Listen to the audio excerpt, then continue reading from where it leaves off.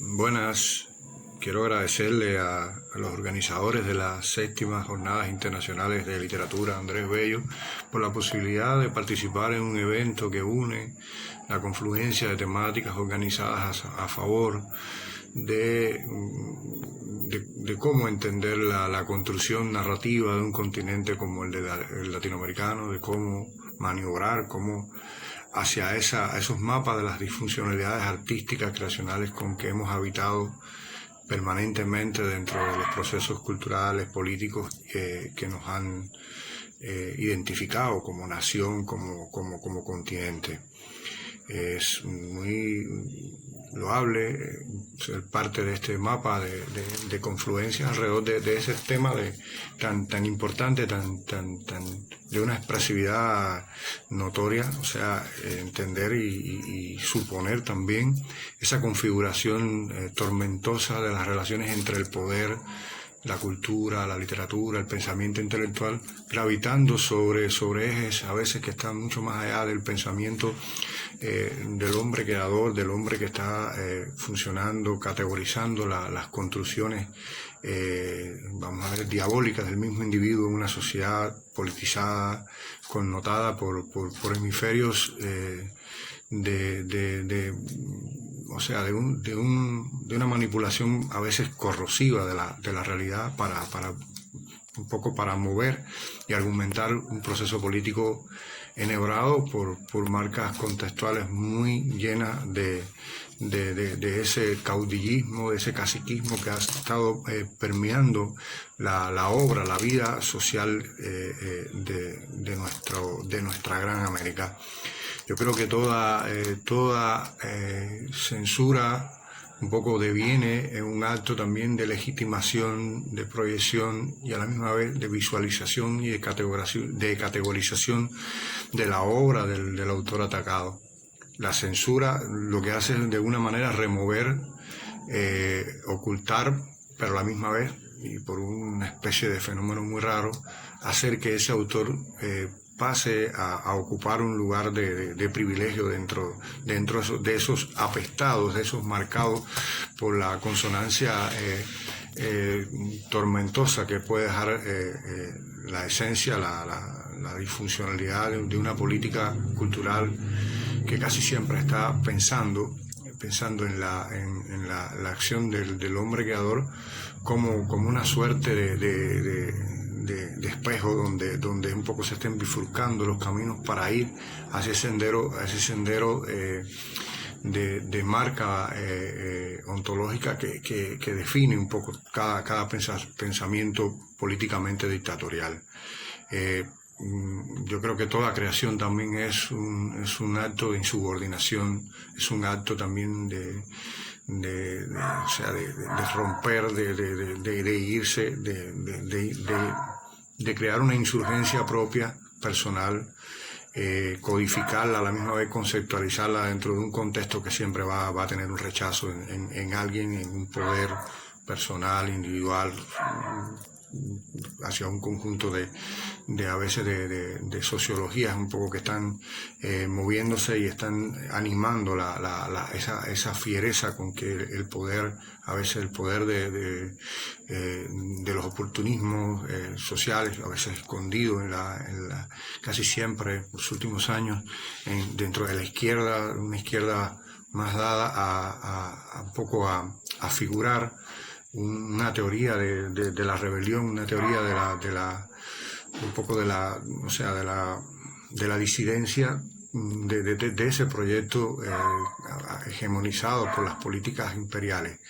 Sin embargo, yo creo que cada continente, que cada idea que está alrededor de este hecho de la censura, por supuesto, lo que hace es contraponer y a la misma vez equilibrar los procesos que por un lado también contraponen los efectos de la desobediencia en sí, que es uno de los actos creativos, a mi modo de entenderlo, más fiable dentro de los procesos escriturales y los procesos de pensamiento cultural en cualquier época. Yo creo que no es, desconocido para tantas personas, para muchas, en sentido general, el impacto que tuvo en la vida política cubana, pero como decía, esa influencia, esa confluencia hacia otros territorios, hacia otras zonas políticas, el llamado caso Padilla. Vamos a partir de la idea de que esa construcción de irreverencia y a la misma vez la oposición que puede dejarle la censura a este acto de irreverencia, de creación misma, viene, yo creo, desde los primeros años de la colonización española, cuando realmente han rebatido, han censurado, han purgado el pensamiento de muchos de los hombres valiosos de la filosofía cubana, de la poesía, hombres que en la configuración, en la construcción de ese discurso político un poco estaban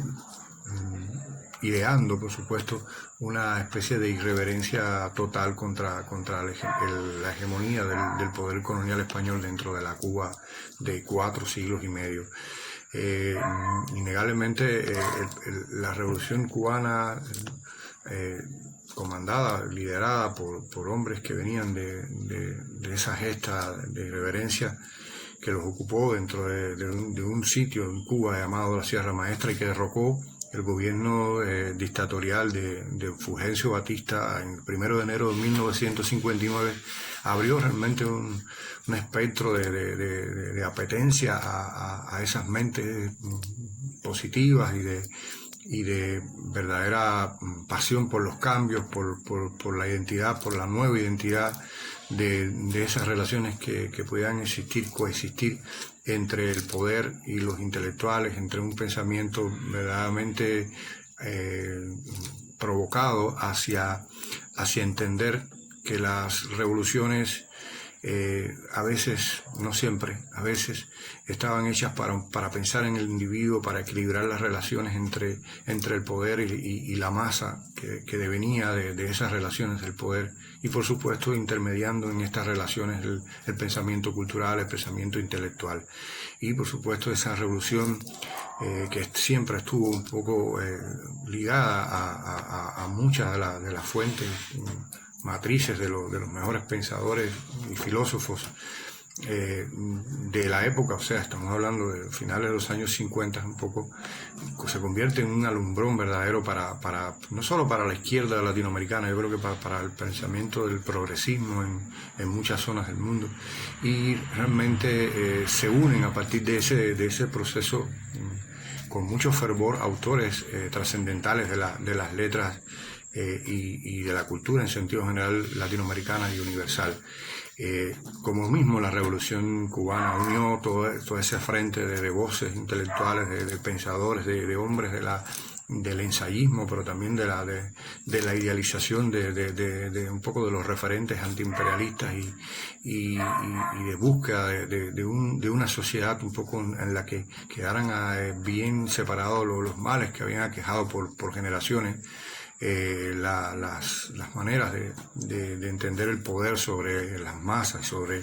y sobre las acciones que un poco estaban pensadas para que el hombre, para que el ser social tuviera una dignidad dentro de esa sociedad. Pues entonces esa revolución magnificó, idealizó, corporizó esos procesos identitarios y nos dejó una marca, una bienvenida, una puerta realmente a una especie de sociedad paradisíaca, que poco a poco, por supuesto, con el pasar de los años fue derrumbándose, y como pienso que la Revolución Cubana unió y desunió a ese núcleo importante de autores, escritores, intelectuales en los años 60 y principios de los 70, esa misma revolución un poco atinada, o sea, aplicada a seguir las siluetas un poco de otras hegemonías, un poco venían de los países socialistas de Europa, incluso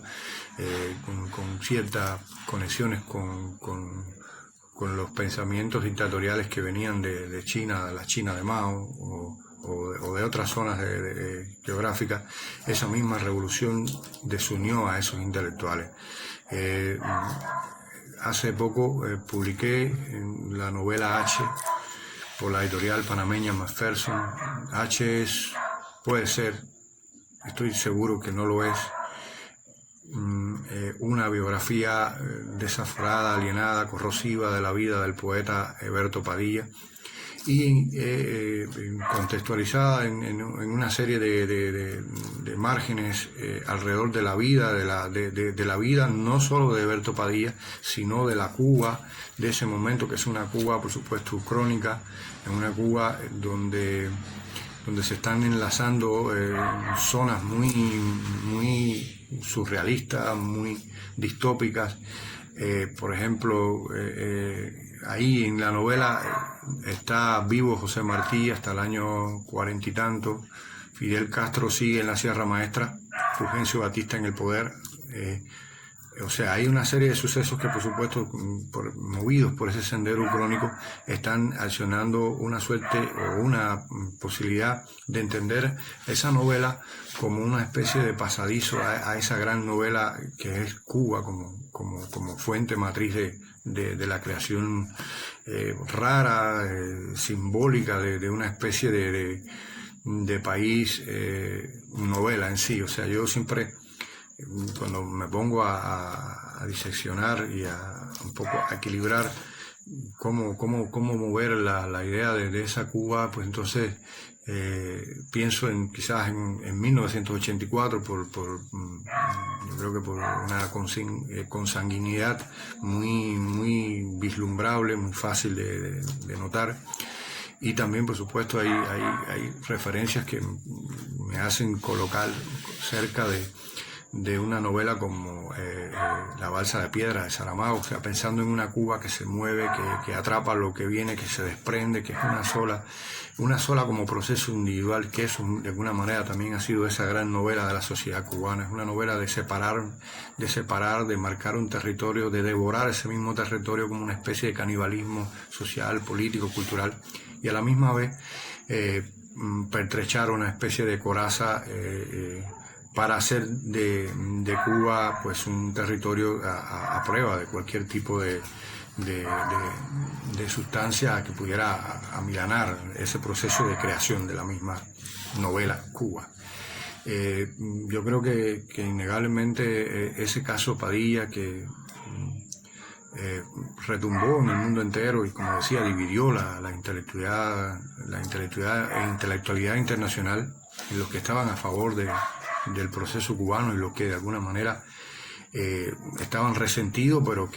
que aún no habían tomado una decisión de separarse, y los que sí eligieron ya no tener ningún tipo de vínculo con el proceso revolucionario cubano. Padilla publica, presenta el concurso Unidad de poesía acá en el año 1968, el libro Fuera del Juego. Es una especie de memorando sobre el individuo dentro de la sociedad socialista, sobre la categorización del valor humano ante ese monumento un poco derrumbable de la sociedad. Y por supuesto el libro causó un revuelo escandaloso y llevó al propio Padilla a la cárcel. A partir de esto, por supuesto, sucedieron una serie de acontecimientos, de cartas de un lado a otro, y, como decía,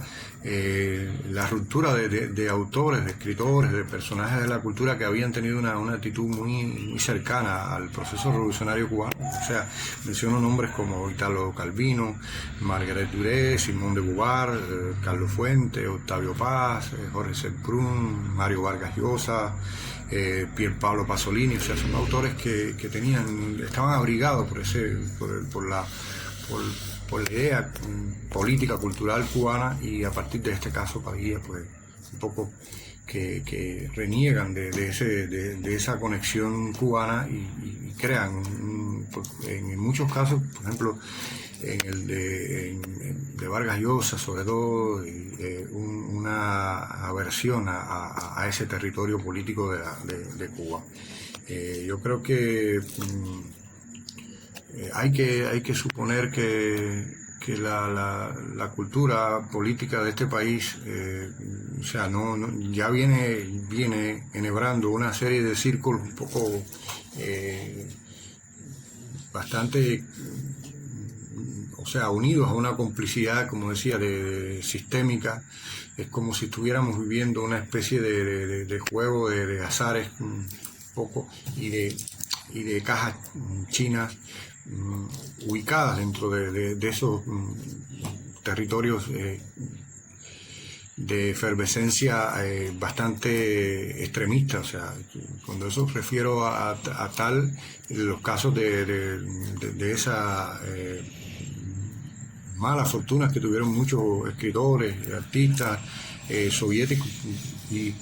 un poco transvestiendo esto hacia el plano cubano, por supuesto se entiende como una especie de pasadizo entre una sociedad a la otra, buscando ese aturdimiento ideológico, esa asfixia, esa manipulación, ese proceso de purga continua hasta las últimas consecuencias de la vida creacional y a veces de la misma vida humana, ¿no? del artista, del escritor. En este país se vivió por mucho tiempo con la idea de que siempre estábamos en peligro, de que el ser humano siempre que tenía que estar un poco vislumbrando ese peligro, ese enemigo invisible o no tan invisible, un enemigo al que había que atacar desde los libros, un enemigo al que había que enfrentar. De esta paranoia de los funcionarios culturales y políticos del país, en contraste de los mundos ficcionales que estaban alrededor de las narrativas que se configuraban en todo el continente. Por ejemplo, en algunos lugares se estaba escribiendo sobre dictadores, sobre la guerra de los narcos, sobre, o sea, las guerrillas, sobre una vida cercana a otros hechos de fuerte implicación política. Pues totalmente ajeno a eso estaba el universo ficcional cubano,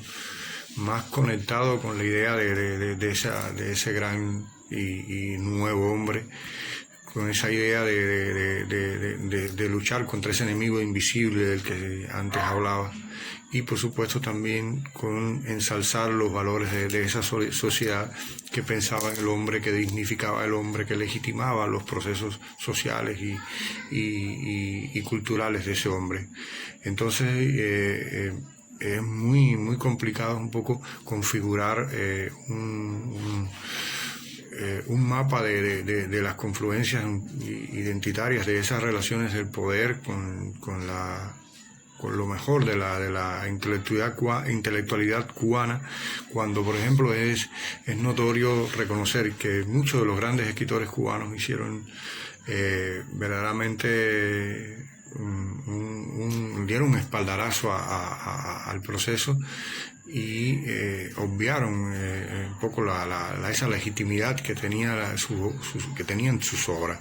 Es muy reconocible, por ejemplo, los casos de Alejo Carpentier, una de las figuras cumbre de lo que se hizo llamar el boom latinoamericano, por supuesto, pero también muy cercano a la estética del realismo mágico, de lo real maravilloso, con obras de novelas, ensayos, cuentos, como consagración de la primavera, el recurso del método, el siglo de las luces. O sea, toda una obra construida, edificada a partir de las relaciones culturales, de universos muy alejados del espectro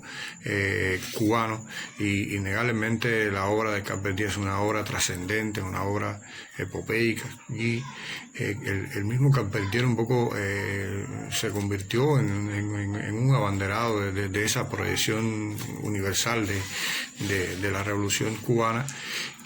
Y a veces, en muchas ocasiones, por supuesto, en manifestaciones pública. El propio Carpentier encontró formas de manifestar un apoyo a ultranza de este proceso. ¿Cómo lo hicieron autores como Nelio Jorge Cardoso, uno de los más importantes cuentistas cubanos de todas las épocas, el gran poeta e investigador Cintio Bitier, autor de un extraordinario libro de ensayos, Lo cubano en la poesía? Lo hizo Eliseo Diego, quizás probablemente el más grande poeta cubano del siglo XX, un lirismo asentado en una suerte de arboladura cósmica, y que también renegó de la propia influencia que podía recibir de poetas norteamericanos, poetas de otras latitudes, un poco por el miedo a esa reverencia a una cultura ajena a los principios patrióticos que imponía y que configuraba la cultura política cubana. Está también, por supuesto, Moreno Fraginal, y el caso más singular es el de Nicolás Guillén, uno de los grandes poetas del siglo en nuestra lengua, que en una de sus publicaciones renegaba de la valía de un autor como Joyce, del Ulises, que eran ajenos realmente a la necesidad cultural, al pensamiento social que debía tener un cubano, y que por supuesto lo que haría, según él, era emburguesar el pensamiento del obrero y del hombre en sentido general de la cultura cubana. Eso es algo elemental dentro de este proceso, que casi siempre las instituciones del poder cultural fueron encomendadas a hombres que tenían un liderazgo y tenían, por supuesto, una disciplina armada desde ese cuerpo social político afín al poder del Estado. Por supuesto, Nicolás Guillén, presidente de la UNIA, o sea, de la Unión Nacional de Escritores y Artistas de Cuba. Aide Santamaría, una guerrillera de la Sierra Maestra, es la que comanda la Casa de las Américas. Alfredo Guevara, un hombre con un pensamiento profundo, irreverente, pero muy extremista a partir de sus cercanías con el proceso revolucionario. Fueron algunos de los hombres que lideraron, hombres y mujeres que lideraron las instituciones más importantes en la vida política cultural cubana. Es notorio y singular que el Ministerio de Cultura en una buena parte de estas épocas fue dirigido por un militar, imagínense. A partir de 1959 se crearon instituciones que comenzaron a depurar, controlar, prohibir, purgar, silenciar a esas voces que tenían una influencia importante dentro de la comunidad cultural y dentro de la comunidad social también del país. Por eso que autores como José Lezama Lima, Vigilio Piñera, Reinaldo Arena, Carlos Montenegro, Enrique Lavadrón Ruiz, Eugenio Florí y muchos otros sufrieron ese acoso, esas prohibiciones, esas purgas, y innegablemente fue el reflejo un poco del miedo a lo contestatario, a crear una especie de contracultura de la réplica, de la crítica a la sociedad. Y es realmente muy, muy doloroso, muy dañino para el proceso revolucionario cubano. Esos extremismos que tuvieron voces escondidas, voces más visibles, y por supuesto un apoyo gubernamental, estatal bastante supremo dentro de la política del país. Yo creo que es un error, es uno de los mecanismos más infecciosos dentro de la construcción ideológica de un sistema social, pensar que una obra artística, que una obra de pensamiento cultural tenga que estar un poco gobernada, legitimada, controlada por las manos, por el cerebro del Estado, como si fuese un poco las bases de aquella idea de Marx, el capital, un poco referida, dividiendo, sectarizando la producción capitalista, y por otro lado un poco la contraposición de esa producción supuestamente socialista, donde la fuerza de producción estuviese en manos de un único Estado, de un control de ese Estado. Yo creo que la obra artística tiene que tener una libertad, tiene que tener una frecuencia, una expresividad y una expresión también de legítima autonomía. Es doloroso que muchos de estos autores, por ejemplo, el Samalima, autor de una de las novelas monumento dentro de la literatura latinoamericana del siglo XX, Paradiso, fuese acusado por obedecer a un pensamiento burgués al escribir esta novela, también por ubicarse dentro de un contexto homosexual muy alejado de la reverencia que hacía la sociedad hacia conductas de otro tipo, por supuesto, estandarizadas en un pensamiento muy alejado de estos principios, de un poco de la apertura al pensamiento sexual diverso. Y realmente, por supuesto, estos intelectuales sufrieron como pocos este avasallamiento, este ataque de estas masas o de este grupo de poder un poco idealizado por una política cultural que yo creo que tiene, por supuesto, la génesis en los años primarios de esa revolución, cuando el líder del país, Fidel Castro, se reúne con los intelectuales los días 10, 23 y 30 de junio de 1961. Es un encuentro conocido como, una reunión conocida como encuentro con los intelectuales, donde un poco se debaten diferentes temas de la relación que pudieran tener en la construcción de esa nueva sociedad y el papel que puedan tener los hombres de la cultura para enfrentar supuestamente los problemas que se venían hacia esa sociedad. Estos encuentros vienen precedido estamos en un año trágico, 1961, y hay un documental que realmente exacerba la tranquilidad, la apacibilidad de esta política cultural. Es un documental hecho por Orlando Jiménez Leal y Sabá Cabrera, se llama PM, y relata en muy pocos minutos una Habana nocturna muy distendida de cualquier proceso revolucionario en La Habana, de los bares del puerto, en los días que acontece la invasión conocida por Bahía de Cochinos o Playa de Girón en los días de abril de 1961. Y entonces en este contexto se ubica este documental, que realmente fue muy explosivo, con una réplica muy connotada dentro de la sociedad cubana. Y a partir de eso, vino la necesidad del gobierno revolucionario de imponer, de clasificar, de crear una coyuntura, de armar vamos a decir, un proyecto de legitimación o no de la obra verdaderamente socialista o no.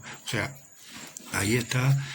en esa palabra intelectual, la famosa frase: dentro de la revolución todo, fuera de la revolución nada, que idealiza, le da un corpus narrativo a la acción de la revolución y su relación con los intelectuales y los creadores. Son muchos los autores cubanos que han tratado el tema de la censura, de ese silenciamiento, de ese ataque continuo contra las obras que resumieran o reflejaran la irreverencia del artista. Habría que mencionar, entre otros, a Guillermo Cabrera Infante, uno de los hombres más importantes de la literatura cubana del siglo XX,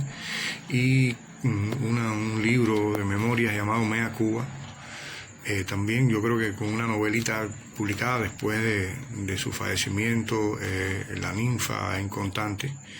Habría que referirnos o visitar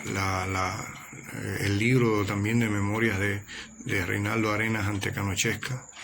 un libro de un poder convocatorio como pocos, el de Informe contra mí mismo, del gran narrador y poeta Eliseo Alberto,